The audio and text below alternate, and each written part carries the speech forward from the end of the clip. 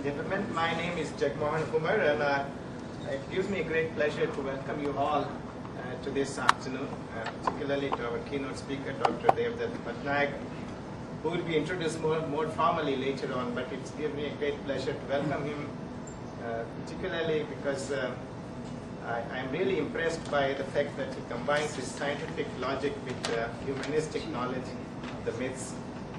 Now, he's going to talk about the mythical origins of ahimsa or non-violence, which is central to the thought and action of Mahatma Gandhi, and therefore it's really appropriate for us to look at that from different perspectives. And he brings a different perspective to it. And it's quite intriguing to think about the perspective he brings.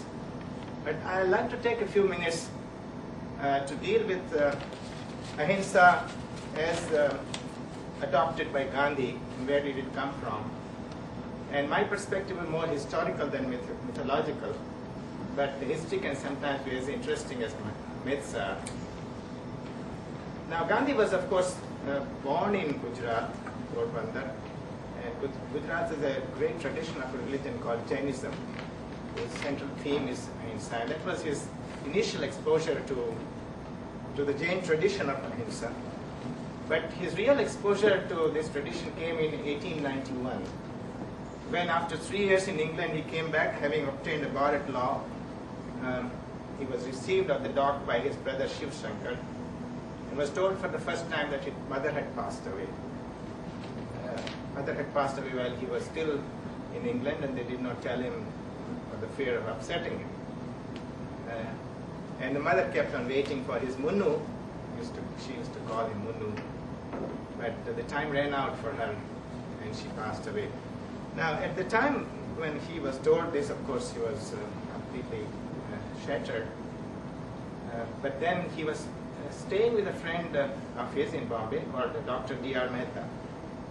And he took him to a person who he thought would give spiritual solace to Gandhi.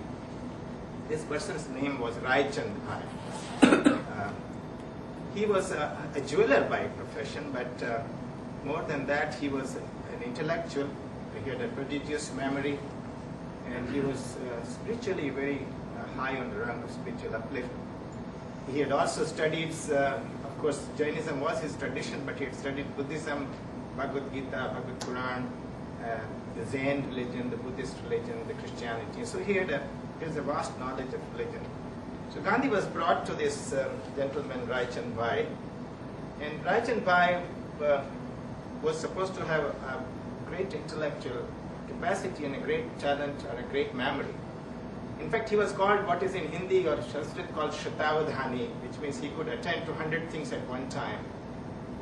So Gandhi was told this, and a little bit of his vanity of the English education that he had received, he thought he will test him.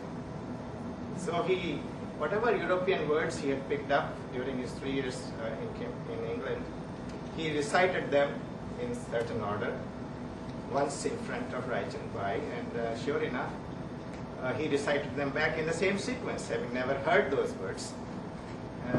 But besides this intellectual capacity of Rai Chand Bhai was his deep spirituality which most affected Gandhi. And for the next 2 years when he lived in India, he was in constant contact with Rai Chand Bhai, learning about the Jain tradition of non-violence. Now, the Jain tradition of non-violence arises from the fact that Jains believe that all souls are equal and that all souls have the potential of becoming divine when they are liberated. And therefore, the Jain concept of compassion and love extends to all living beings, animal, humans, and others. And if there is a universal love, or if all souls are equal, there is no question of you are torturing, brutalizing, punishing, killing, or injuring another person, another human being, or another living being with a soul. And that's where the concept of non-violence comes from. And Gandhi was deeply impressed by this. In fact, in his autobiography, he credits 3 persons who most impressed him in his life and shaped his thoughts. Leo Tolstoy, and Ruskin, and Rai Chand Bhai. Rai Chand Bhai by his living contact, and the Tolstoy by his book, and Ruskin by his book, Unto the Last. And he has written in his autobiography, these three moderns have most captivated me and inspired my life. So for the next many years while he lived in South Africa, he was in contact with Raichand Pai, and he shaped his concept of nonviolence on the basis of this dialogue with him.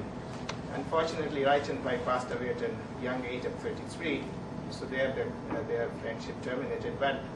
But that had always shaped his concept on nonviolence of universal love. And therefore, in Gandhi's view, nonviolence is not just abstaining from injury to others, but a positive quality based on compassion and kindness to all living beings. And so it was not an instrument of a coward, but the instrument of a courageous person. And he shaped all his concepts of satyagraha and his insistence on truth and his nonviolent theory and concepts on these dialogues that he had in his early life. So this is the origin of nonviolent thought in Gandhi's life and his actions.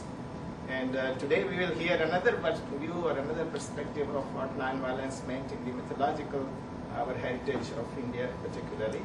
So at this time, I'd like to invite Dr. Harsh Teja to introduce our keynote speaker, Dr. Devdutt Pattanaik.